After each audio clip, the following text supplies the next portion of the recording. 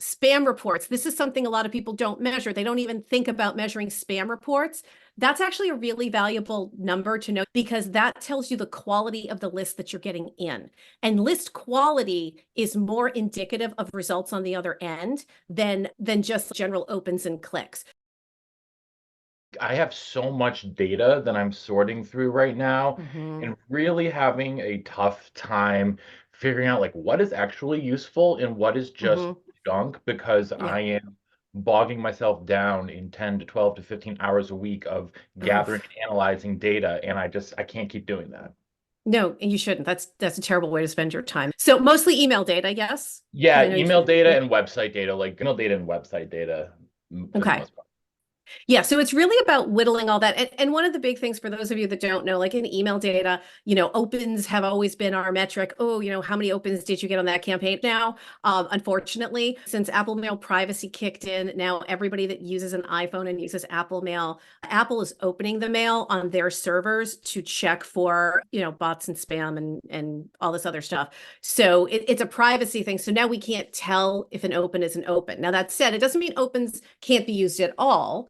Opens can be used for trend data. So what I'd say in that metric, because you probably have some people in your organization who are used to looking at opens and they want that data, but then Hmm. you're like, I know it's garbage, right? Yeah. So my advice is with opens, think about opens like we used to think about data back in the late 90s and early 2000s, where we really didn't know anything about anybody ever. And we used things to be trend data, like how is it trending? Like this, it's not that this email got a 50% open rate. It's that this email got a 50% open rate, and the one before it had a 40% open rate, and then the next one got a 60% open rate, so that you can start to see where potential trends are. This topic's more interesting. That subject line was a little more inventive, right? So look at that as a trend line. Do not look at that as hard number. Okay. Because if it's just a trend line, you're not going to have to dig in very deep to sort of figure it out. Don't separate out your, Apple Mail people from your other people anymore. It's too hard to tell, and there's more changes happening anyway, so it's not really going to do any good.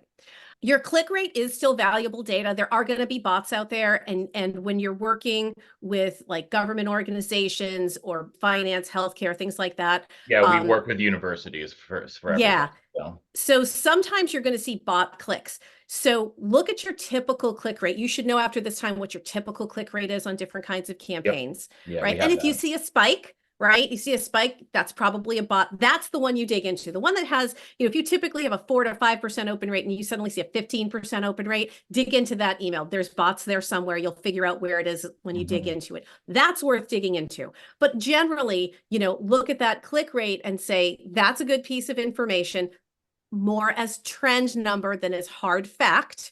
But again, you're looking for that trend of what's rising. Spam reports. This is something a lot of people don't measure. They don't even think about measuring spam reports.